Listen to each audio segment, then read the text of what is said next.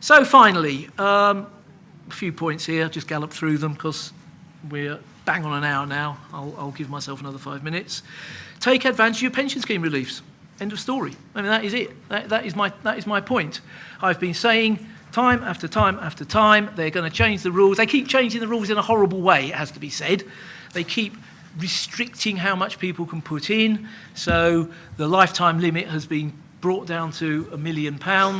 And I suppose if I'm going to give you another free tip, all these free tips I'm frittering away, I would say that if any of you have got fairly large pension pots, by fairly large I say sort of less than 1.5 million, but getting close to that number, you need to look at some things called individual protections. It is still possible now to claim something called Individual Protection 2014.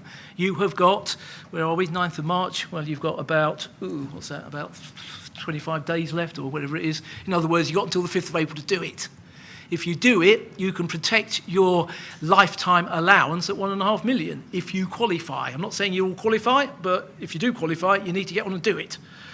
The people who need to think about it especially are people in final salary pension schemes. So if you've got doctors, dentists, high court judges, politicians, law chancellors, that sort of thing with fat public service pensions, they're the ones who in particular need to look at it because it's not obvious. Us poor sops with our money purchase schemes, it's bloody obvious how much you've got and it's never enough. You know, they send you these statements, don't they, to taunt you about how little your pension's going to be. Whereas if you're one of the fat cats in the public sector, you don't sort of know what it is because you're just going to get a right old stack and you don't know what the capitalised amount is. You need to find it out and decide whether you need to get protection. But for everybody else, if you haven't used up your unused entitlement, you need to do so because the changes to the pension law because of the Taxation of Pensions Act 2014 turned all the previous logic on its head, and pensions is good, absolutely good. It is the best way possible to cascade wealth down generations. If you've got money in a pension, it should be the last thing you touch. You should spend everything. You should raid your children's piggy boxes and piggy banks and spend their money before you touch your own pension because your pension is the most privileged thing you've got. Right, next thing, inheritance tax. Business property relief. Well, business property relief is good. A lot of people in this room will qualify for business property relief. There are a couple of very simple planning points.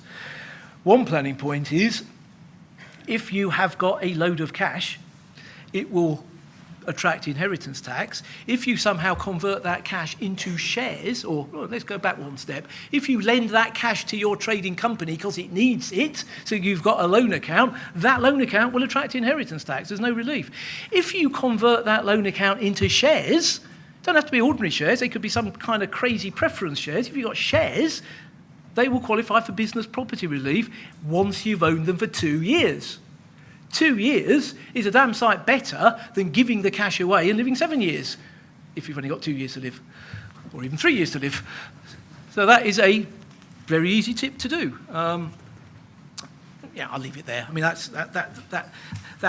is my top tip for managing. I mean, there's all sorts of other opportunities, BPR, but if you qualify for BPR on the shares, you're home and dry. What you've got to do is try to convert assets which wouldn't otherwise qualify for BPR into BPR assets, i.e. by subscribing for shares in a company. You can do it by subscribing, for instance, for or acquiring shares in a portfolio of AIM-listed stocks. You can go to IFAs, stockbrokers will put you into a portfolio which qualifies for inheritance tax business property relief, even though it's nothing to do with you, because AIM-listed stocks are deemed to be unlisted for this purpose. You've got to own them for 2 years, and you've got to keep your fingers crossed that when you die or when your children go to sell the shares, they haven't gone down by more than 40% to make the inheritance tax look cheap, because AIM stocks are notoriously volatile. A point I sort of made about incorporating businesses, it can also help manage inheritance tax liabilities in 2 ways. It's easier to give away shares in a company than it is to give away bits of property, really. I mean, if you've got shares, it's easier to give them away. But when you incorporate a business, you don't have to incorporate for ordinary shares. So if, for instance, you said, right, I've got a property investment business, I want to incorporate it, I will create a company, and that's the company to which I'm going to transfer the business. But the ordinary shares, I'm going to settle on a family trust. They're not worth anything at the moment, so I'll whack that into a family trust for the benefit of my children, grandchildren, etc. I will transfer my business into the company in exchange for some non-ordinary shares, some preference shares, redeemable preference shares, let's say, which have no equity entitlement. Well, if nothing else, you've frozen the problem. Because as the business grows and grows and grows, where does the growth go? It grows to the ordinary shares, not on your fixed sort of value shares, let's call them that.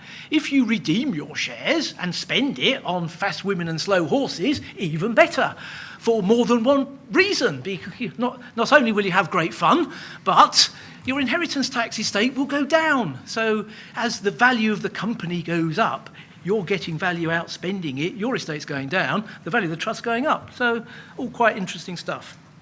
And finally, Alex said it, but I will say it, you must think about R&D tax relief. It is the one relief that the revenue have been told by the political masters to encourage and almost wave through claims. It is quite preposterous, quite bizarre.